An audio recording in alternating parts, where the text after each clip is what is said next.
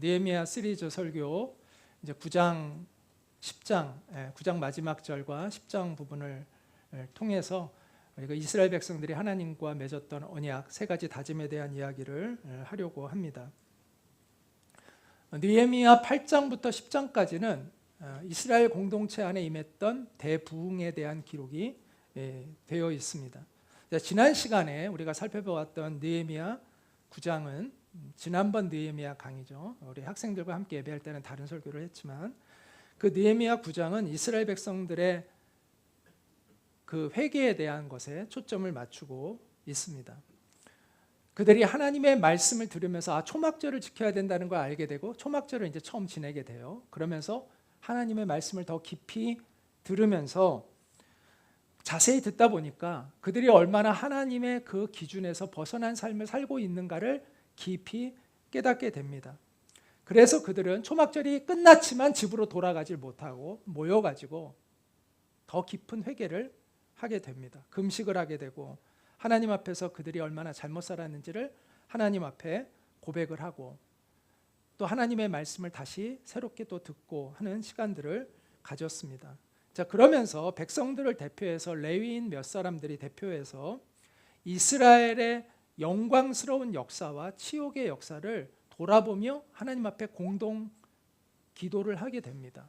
그 내용을 보면은 먼저 이스라엘 백성들을 하나님이 이집트에서 구원하신 것에 대한 찬양을 해요. 그러나 조상들과 그들이 계속해서 하나님의 뜻에 어긋난 삶을 살았다는 것을 고백합니다.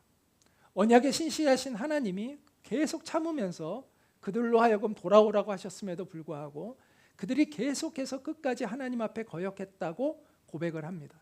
그래서 자기들이 이제 다른 나라의 지배를 받는 종이 되고 말았다고 하나님 앞에서 고백을 하면서 하나님 우리를 불쌍히 여겨주시고 우리에게 은혜를 베풀어 달라고 기도합니다. 거기까지가 우리가 지난번에 살펴보았던 9장 37절까지의 내용이었습니다. 이제 이스라엘 백성들은 새로운 결단을 하게 되고 하나님과 언약을 갱신합니다. 새롭게 하나님과 언약을 맺게 돼요. 그러면서 하나님의 말씀 앞에 그들이 올바로 살기로 결심을 하게 됩니다. 그래서 그것을 공식적인 문서로 기록을 하고 거기에 지도자들이 서명을 하게 돼요. 그래서 오늘 본문은 이렇게 이제 그걸 시작하고 있는데 다시 한번 읽겠습니다. 시작.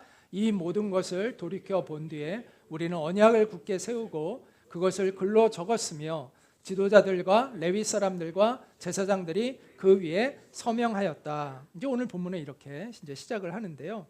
자, 그러면서 그 10장에면은 그 서명한 사람들의 명단이 나옵니다. 예.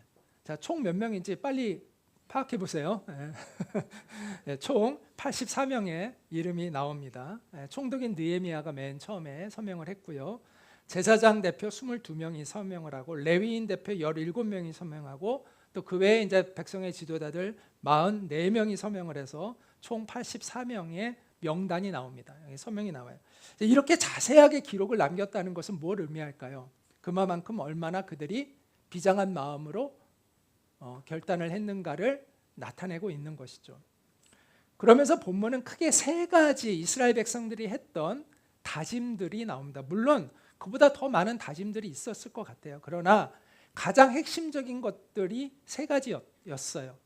그 세 가지는 아마도 그들이 그동안 가장 놓치고 있었던 부분이었을 것이고 그리고 회개하면서 하나님께서 가장 강력하게 그들의 마음에 주셨던 마음이었을 거예요.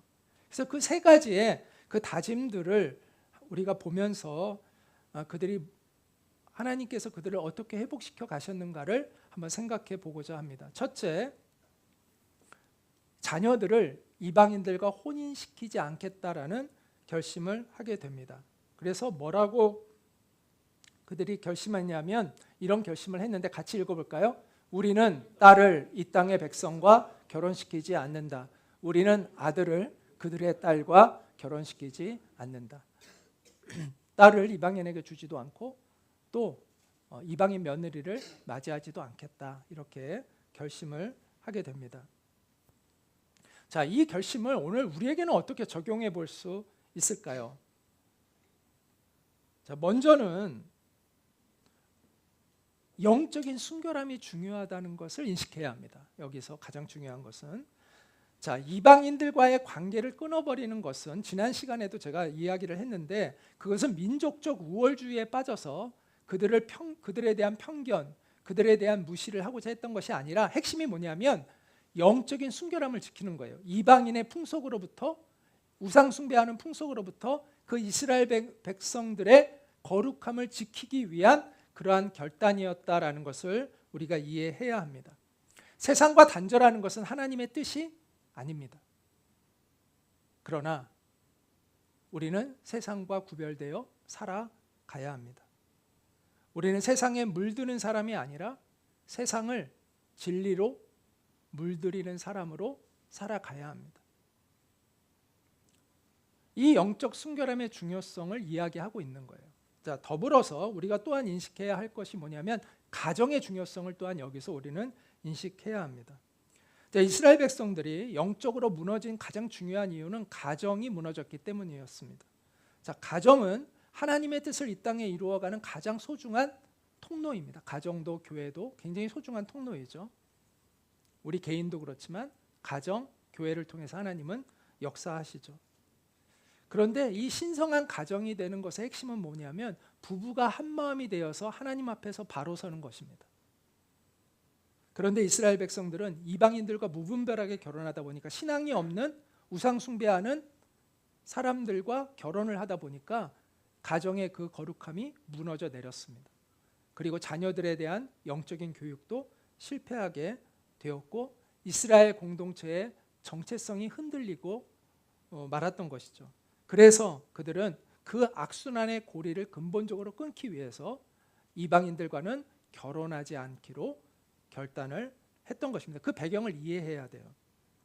이처럼 결혼의 원칙은 믿음이 같고 가치관이 비슷한 사람과 결혼하는 것입니다. 그렇지 않으면 신앙생활에 큰 어려움이 오게 되고요. 또 자녀의 교육에도 갈등이 생기게 되고 삶의 우선순위도 많은 갈등이 생기게 됩니다. 따라서 믿지 않는 사람과는 결혼하지 않는 것이 원칙입니다. 그런데 이제 신앙 없는 사람과 어떻게 하다 보니까 사귀고 좋아하게 됐고, 이제 그래서 결혼할 마음이 생겼어요. 그럼 어떻게 해야 될까요? 전도해야죠. 일단 결혼부터 하고 전도하려고 하면 안 돼요. 전도를 하고 나서 그 다음에 결혼하려고 해야 돼요. 그렇지 않으면요, 나중에 바뀌는 건 참 어려워요. 그리고 하나님께 기도하고 그만큼 열심히 기도해야 되겠죠. 그래서 그 사람을 전도한 다음에, 그리고 하나님의 허락하심이라고 확신하고 결혼을 해야겠죠. 그게 사실 순서가 되는 거죠. 그게 현명한 것이죠. 자, 그런데 이미 결혼했으면 어떻게 할 거예요? 이미 해버렸어. 네, 여기 계신 많은 분들이 이미 해버리신 분들이 많으시잖아요. 이미 해버렸어요. 그럼 어떻게 할까요? 물려야 되나요? 물리면 안 돼요. 하나님은 그걸 원하시지 않아요. 하나님은 배우자가 외도를 하는 것 외에는 이혼을 해서는 안 된다고 말씀하고 계시기 때문이에요. 그럼 어떻게 해야 되겠어요? 이제라도 기도하고 더 인내하고 더 상대방을 감동시키기 위해서 노력을 해야 되죠. 그래서 그 사람이 감동받아서 그 사람도 신앙생활을 할 수 있도록 하는 것이, 이미 결혼한 사람에게는 그것이 필요한 일이죠. 그게 예수 믿게 된 십자가를 짊어지는 하나의 방법이라고 생각을 합니다. 어쨌든 우리가 가정의 영적 하나됨을 위해서 우리는 기도하고 노력해야 됩니다. 영적인 순결함을 지켜가야 합니다. 이것이 첫 번째 이 말씀이 이야기하고 있는 우리에게 적용되는 핵심이라는 것이죠. 자, 두 번째는 뭐냐면 안식일과 안식년을 지키겠다는 결심이었습니다. 자, 이 말씀 같이 한번 느헤미야 10장 31절 읽겠습니다. 시작. 이 땅의 백성이 안식일에 물건이나 어떤 곡식을 내다가 팔더라도 안식일이나 성일에는 우리가 사지 않는다. 7해마다 땅을 쉬게 하고 6년이 지난 빚은 모두 없애준다. 그래서 안식일, 안식년에 대한 이야기를 하고 있습니다. 안식일에는 물건을 거래하는 일을 하지 않겠다. 그리고 7해마다 찾아오는 안식년에는 땅을 쉬게 하고 또 빚을 청산하는 일을 우리가 하겠다 이렇게 이야기를 하고 있습니다.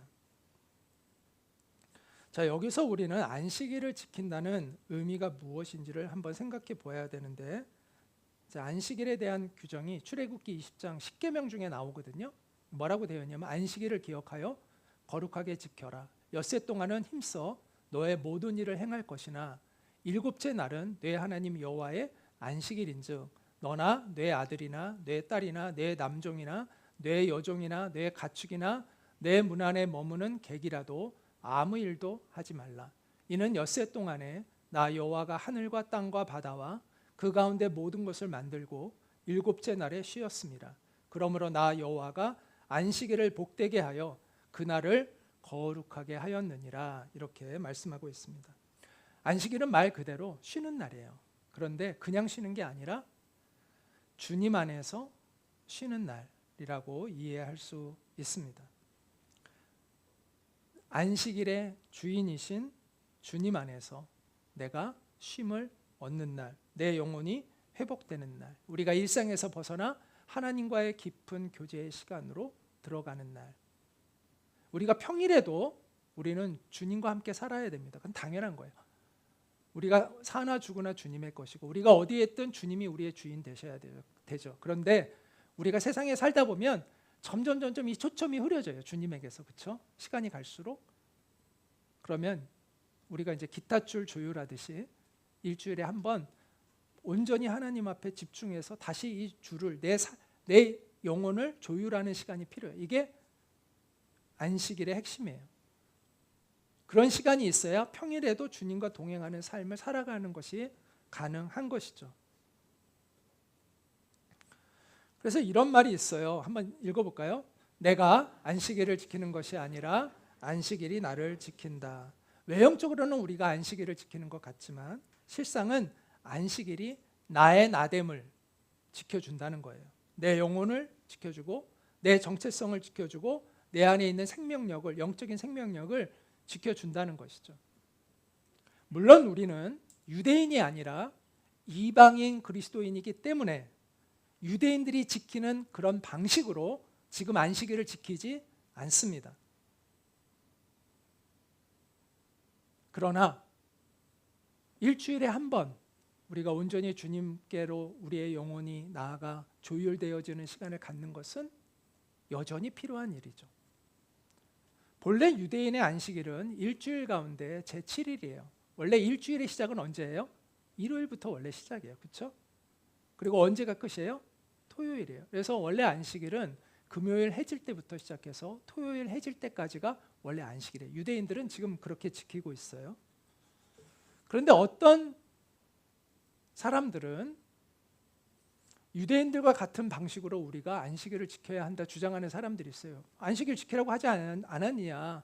왜 기독교인들은 왜 일요일 날 지키냐? 토요일 날 지켜야지. 원래대로 십계명에 나오는 건데 왜 그렇게 안 지키느냐라고 이야기하고 있는 사람들이 있습니다.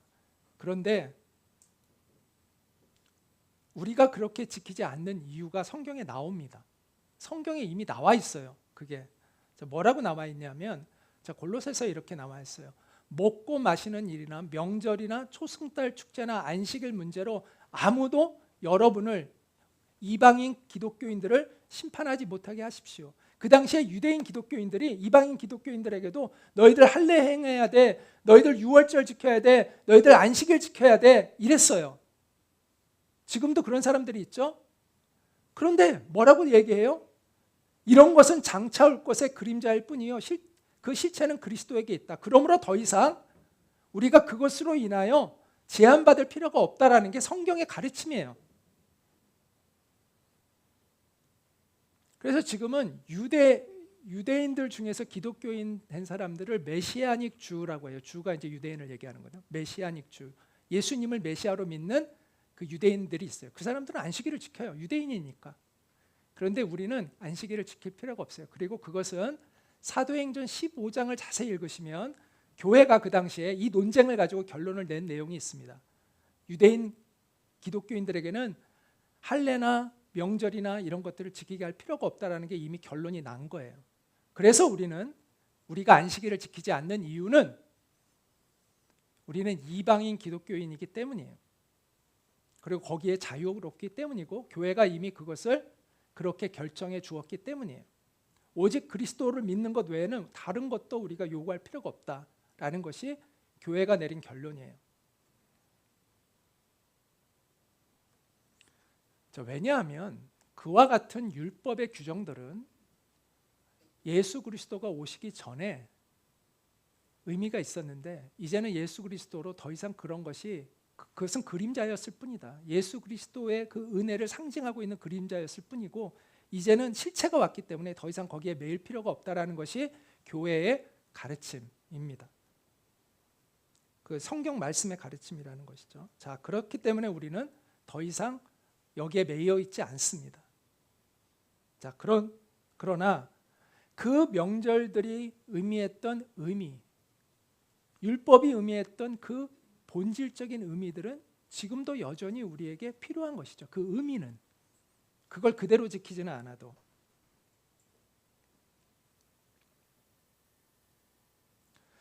자, 신약교회는 그 안식일의 의미를 그래서 주일이라는 이 새로운 그릇에 담아서 그 의미를 지키고 있다라고 이해하시면 됩니다. 그리고 그 본질은 우리의 영혼이 안식하고 새롭게 조율되는 것입니다.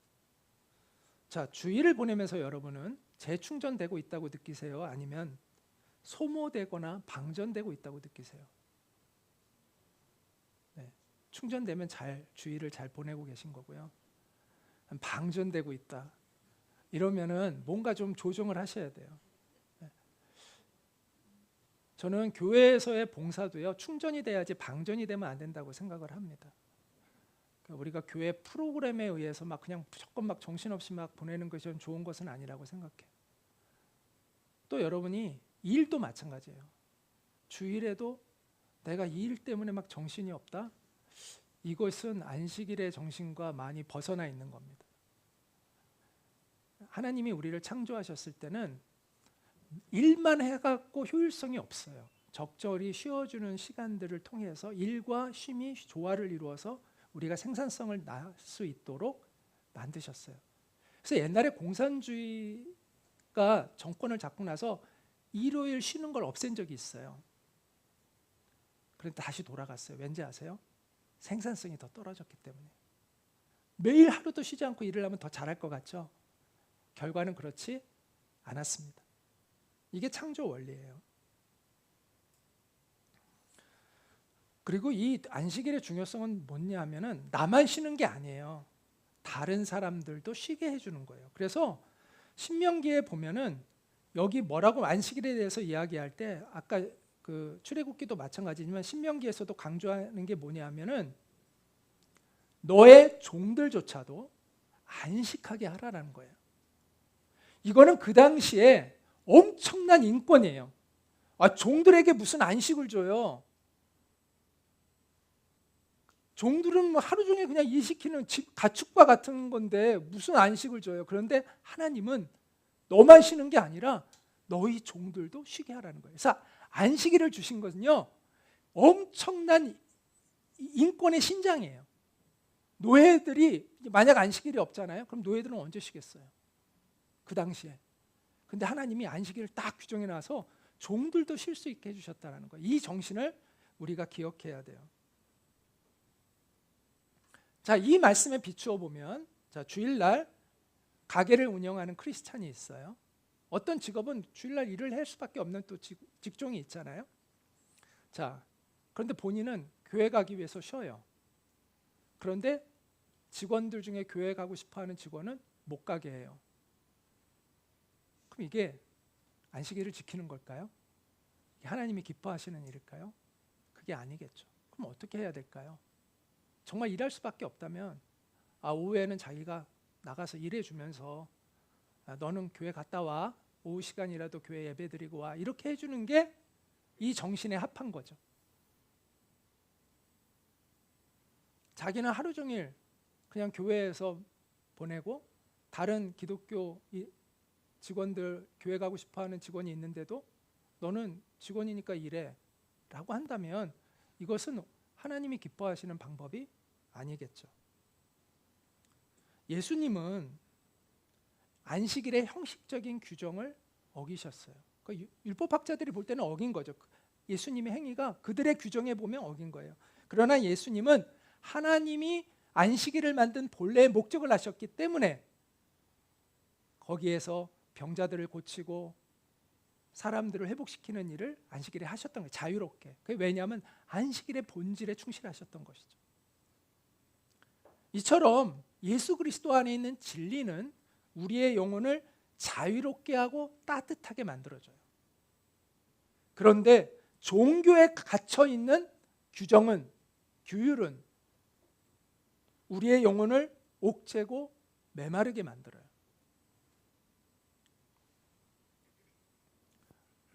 우리는 복음의 진리 안에서 따뜻한 마음을 갖고 하나님의 말씀의 본질을 찾아가야 돼요.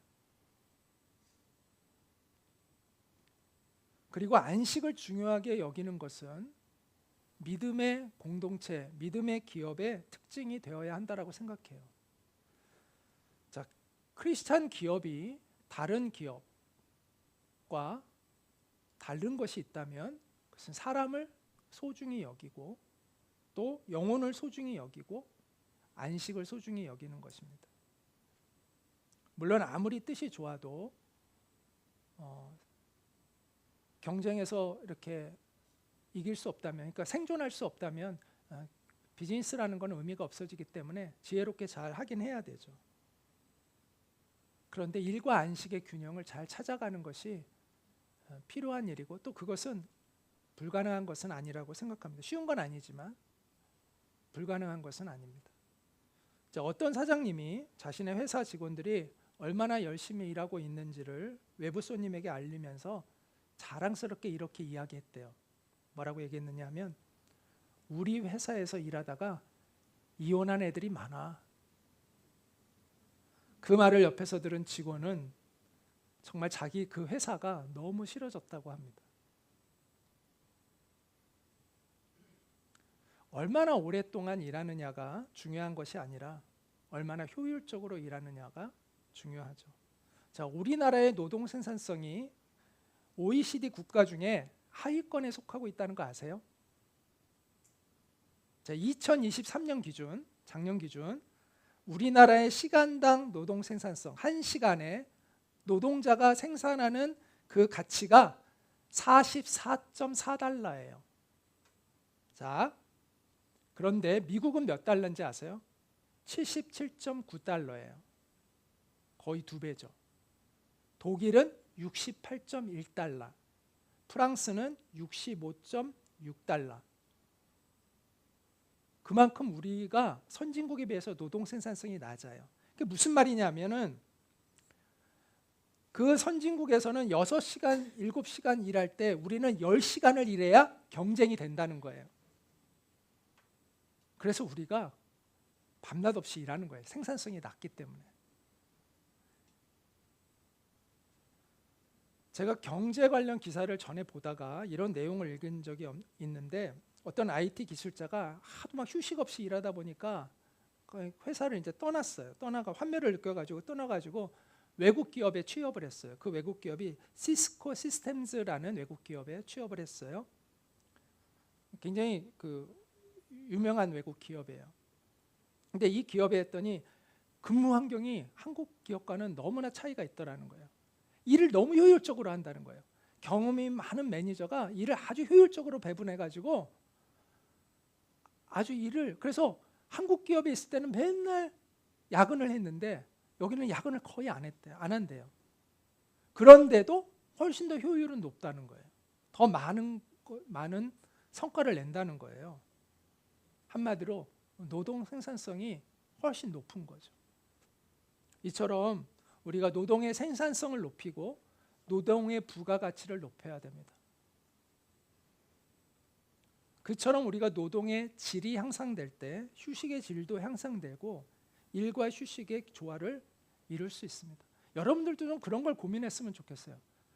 무조건 많은 시간을 일하는 것보다 어떻게 하면 효율적으로 일할 수 있을까? 어떻게 시너지를 낼 수 있을까? 우리가 쉴 때는 쉬더라도 나머지 시간을 어떻게 우리가 효과적으로 일할 수 있을까를 고민하면 거기에서 훨씬 더 많은 답을 얻을 수가 있어요. 그냥 해오던 대로 하지 말고, 해오던 대로만 하지 말고 어떻게 이 일을 효율적으로 할 수 있을까를 고민하시면 좋을 것 같아요. 하루 종일 몰려 있어도 효율이 안 날 수도 있고요. 그렇지 않고 짧은 시간을 이렇게 같이들 있어도 효율을 높일 수가 있잖아요. 그러니까 그걸 가지고 고민하고 하나님의 답을 찾으시면 좋을 것 같아요.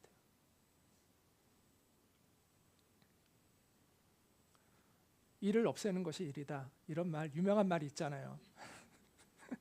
네. 세 번째, 다짐은 뭐냐면 성전을 열심히 돌보겠다라는 것이었습니다. 자, 우리 같이 한번 읽어보겠습니다. 시작. 우리는 우리 하나님의 성전을 아무렇게나 버려두지 않을 것이다. 이렇게 이제 결심을 합니다. 그래서 재기능을 하기 위해서 이 사람들이 결심한 어떤 조치들이 있어요. 그게 뭐냐면 해마다 3분의 1 세겔씩, 세겔은 이제 그 당시에 단위죠. 화폐 단위. 그 한 3분의 1 세겔씩 성전세를 바친다. 그 다음에 주사위를 던져서 집안별로 순서를 정해가지고 성전 제사에 사용할 땔감, 거기 이제 계속 불을 붙여야 되니까 그 땔감이 많이 쌓여야 되잖아요. 돌아가면서 우리가 준비하겠다. 그다음에 해마다 밭에서 처음 나는 곡물과 과일 나무들의 첫 열매를 성전에 바치겠다. 또 맏아들과 가축의 첫 새끼를 성전에 바친다. 이게 맏아들을 바친다는 건 아들에 해당하는 그 세액을 바친다는 거예요. 그러니까 금전으로 바친다는 거예요. 그런 의미이고, 그리고 가축의 첫 새끼를 성전에, 이거는 이제 제물로 바친다는 거고, 맏아들은 이제 그 환전으로 이제 대체해서 낸다는 것이고, 그런 의미입니다. 또 오해하실까봐. 그 다음에 다섯 번째는 성전에서 봉사하는 사람들을 위해 농산물의 11조를 낸다. 이렇게 결심들을 했습니다. 자, 여기에서 이거에서 핵심은 뭐냐면 성전을 돌보겠다는 거예요. 버려두지 않겠다. 성전의 기능이 회복되도록 하겠다.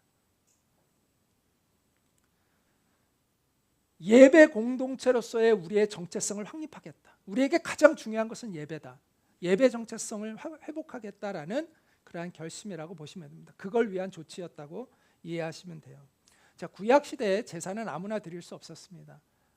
제사장이 제물을 바치는 건 제사장이 했고, 나머지 잡다한 일들은 레위인이라고 해서 그 특별한 그 사람들이 했어요. 그런 레위인에 속하는, 가문에 속하는 사람들이 했어요. 그래서 하나님이 이 사람들은 다른 사람들의 11조를 내서 그 11조를 가지고 이들은 먹고 살 수 있게 했고, 이들은 그 일에만 전념할 수 있게 시스템이 되어 있었습니다. 그런데 불행하게도 이스라엘 백성들이 그걸 제대로 안 바쳤어요. 그러다 보니까 제사장과 레위인들이 자기들이 먹고 살기 위해서 농사를 자기들이 져야 되는 거예요. 그러다 보니까 성전을 다 떠났던 거예요. 성전이 그래서 제 기능을 못했어요. 그래서 느헤미야가 와서 했던 가장 중요한 일은 그 흩어졌던 제사장과 레위인들을 다시 성전에 모으게 하고, 이스라엘 백성들이 그들을 지원할 수 있는 시스템을 만들어서 이들은 이 일에 집중하도록, 그래서 예배 공동체가 회복될 수 있도록 하는 일이 느헤미야가 했던 굉장히 중요한 일인데, 그 일을 더 체계적으로 강화시킨 것이다, 다짐들이다, 이렇게 이해를 하시면 될 것 같습니다. 여기서 하여튼 중요한 건 뭐냐? 예배 공동체로서의 정체성을 회복하는 것이었다. 교회는 제가 늘 강조하지만 두 가지 가장 중요한 정체성이 있죠. 예배 공동체이고 선교 공동체입니다. 모이면 우리가 예배하고 흩어지면 선교하고. 그래서 우리가 이 예배와 선교라는 우리의 이 정체성을 잊지 않아야 되고, 거기에 우리가 정말 그 본질을 잘 찾도록 노력을 해 가야 됩니다. 제가 느헤미야의 그 이야기를 통해서 매번 그 이제 리더십에 대한 이야기를 하고 있는데요. 지난번에 이어서 이번에도 변혁적 리더십에 대해서 좀 더 생각해 보고자 합니다. 지난번에 변혁적 리더십과 대조되는 개념이 거래적 리더십이라고 이야기를 했어요. 거래적 리더십은 쉽게 얘기하면 상을 주거나 벌을 줌으로써 성과를 조절하는 거예요. 그 사람들의 성과를 내게 하기 위해서 상을 주기도 하고 당근과 채찍을 겸하여 주는 이런 스타일이 이제 거래적 리더십이에요. 상을 주거나 벌을 주거나 하는 게 거래적 리더십이고, 반면에 변혁적 리더십은 규칙을 무시하는 건 아니지만 보다 더 자율적이고 창의성을 주고 스스로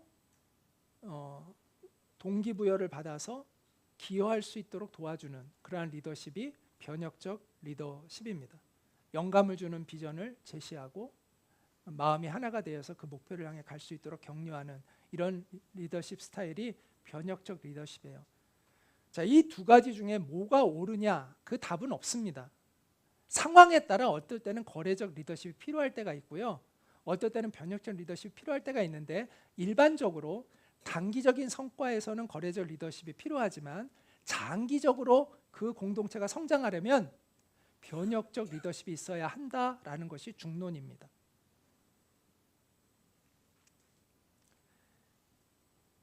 요즘 삼성의 위기에 대한 이야기를 하면서 삼성이 너무 비전을 제시하기보다는 너무 관리적으로 관리에 집중해 왔기 때문에 지금 어려움을 겪는다라는 이야기를 많이 합니다. 미국의 기업 중에서 한동안 재무 전문 CEO들이 그 전문 경영인이 된 경우들이 많았어요. 이 사람들은 장기적인 것보다는 리스크를 관리하는 게 집중이 돼 있어요. 그리고 단기적인 재무적 성과에 집착해요.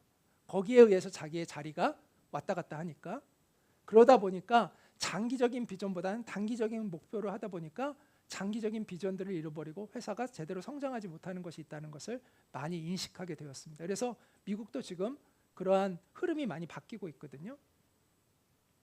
이처럼 장기적인 관점에서 보면 변혁적 리더십이 필요하다라는 거예요. 거래적 리더십은 리더로서의 역할보다는 관리자의 역할이 더 가깝다, 이렇게 볼 수가 있습니다. 관리자와 리더는 다릅니다.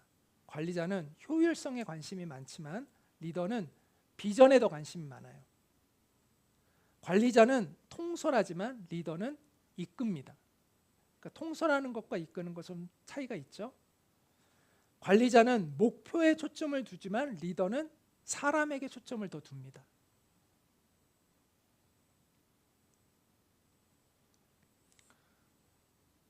요즘 마이크로소프트나 구글이나 이런 회사의 리더들 보면은 굉장히 사람 중심이라고 하잖아요. 사람에게 관심을 많이 두는 그런 리더들이라고 이야기하는데, 장기적으로는 그런 리더십이 효과를 발휘할 수 있다라는 거죠. 그래서 공동체가 희망의 미래로 나아가려면 관리자가 아닌 리더가 필요합니다. 구성원의 에너지를 하나로 모아서 희망의 미래를 향하여 나아가게 하는 그런 리더십이 필요한 거죠. 영감 있는 비전을 제시하고 사람들을 감동으로 설득시키고 협력과 상생의 문화를 만들고 협력과 변화를 이끌어내는 변혁적인 리더가 있어야 합니다.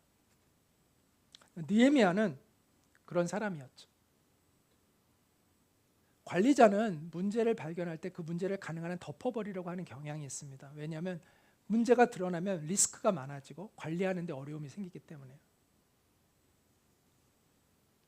느헤미야가 만약 그런 관리자였다면 공동체 안에 혁신이 일어나기 어려웠겠죠. 부흥이라는 것이 일어나기 어려웠겠죠.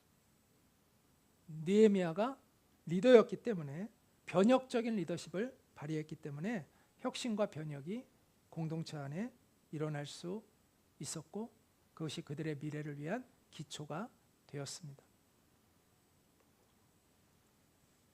우리는 이스라엘 백성들이 주님과 언약을 갱신하면서 했던 세 가지 다짐들을 생각해 보았습니다. 그런데 이 세 가지 다짐은 하나의 뿌리에서 출발한다는 거 아세요? 그게 뭔가요? 하나님을 내 인생의 최고의 가치에 두는 것입니다. 우리가 올해 묵상하는 책 제목이 뭐죠? 책 제목이 주님은 나의 최고봉, 주님이 나의 최고의 가치시다라는 거잖아요. 바로 그거예요. 오늘 다짐한 세 가지의 다짐의 핵심은 하나님을 내 인생 최고의 가치에 두겠다라는 그러한 결단이었습니다. 그래서 그들은 육체를 만족시키는 의사결정이 아니라 영혼을 살리는 의사결정을 했던 거예요. 그것이 이방인과의 혼인금지, 안식일과 안식년의 준수, 성전 기능의 회복을 위한 헌신이 그래서 담겼던 것이죠. 자, 우리가 이것을 위해서 내가 무엇을 조정해야 될까를 깊이 생각해 보아야 합니다. 내가 하나님이 내 인생의 최우선이 되기 위해서 지금 내가 결심해야 될 것은 무엇인가? 여러분, 세 가지까지는 아니더라도 오늘 한 가지라도 그것을 한번 결단해 보시기 바랍니다. 하나님이 나에게 가장 먼저 요구하시는 것이 무엇일까? 내가 하나님 중심이 되기 위해서 내가 가장 먼저 회복되어야 할 것이 무엇인가? 내가 어떤 결심을 해야 될 것인가? 이것을 오늘 한번 깊이 생각해 보시고 나누시면 좋을 것 같습니다. 그 기준은, 그것을 우리가 생각할 때 항상 그 기준은 하나님의 말씀입니다. 하나님의 말씀은 단순한 교훈이 아닙니다. 조언이 아니에요. 하나님의 말씀은 생명의 말씀이죠. 그리고 그 말씀은 우리의 인생을 비추는 등불이고 빛입니다. 우리도 이스라엘 백성들처럼 우리 마음의 허리를 동이고 굳게 결심해야 합니다. 지금 우리의 삶에 어떤 시험과 어떠한 도전이 있든지 그 중심에 하나님을 두고 결단하는 여러분 되시기를 바랍니다. 하나님과의 언약을 새롭게 하고 또 하나님을 우리 인생의 최고의 가치로 여기고 하나님의 말씀에 복종하는 삶을 살기로 결단하시고 그렇게 살 수 있도록 내 안에 계신 성령님 도와주십시오라고 기도하시기 바랍니다. 그래서 이 고백이 우리의 고백이 될 수 있기를 바랍니다. 우리 같이 한번 읽어볼까요? 시작.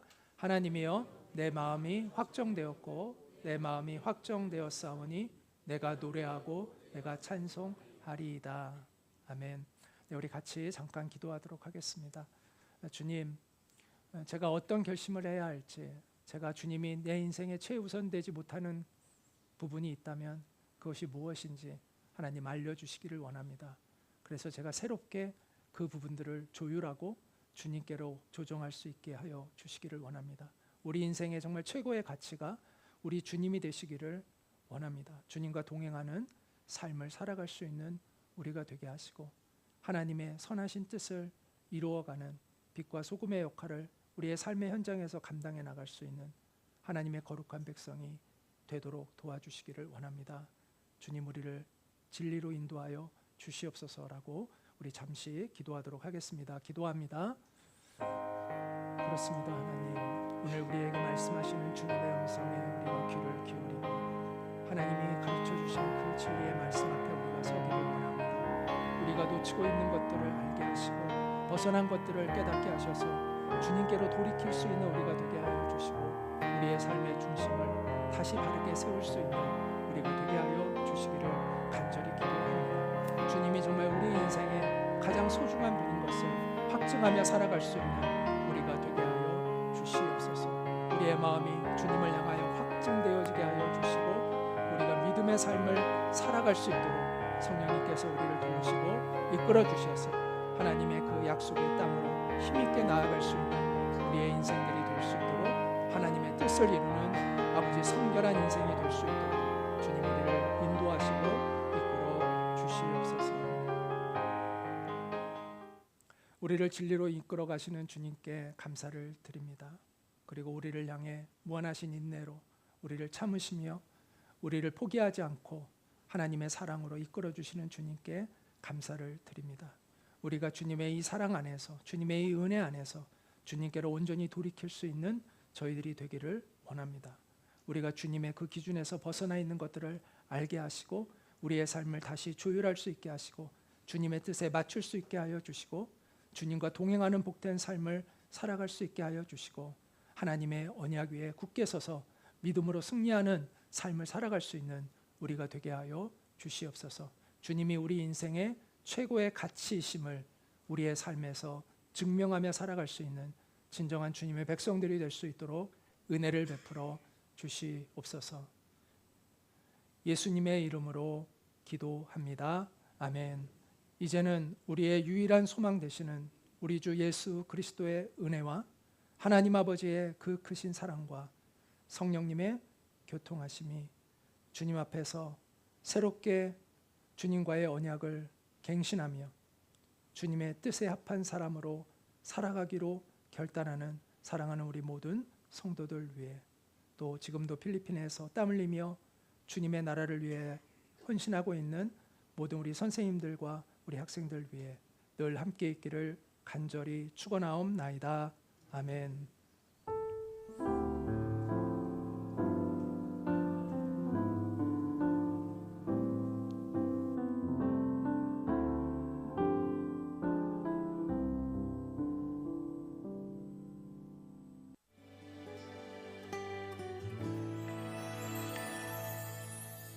사람이 넘치기보다 사랑이 넘치는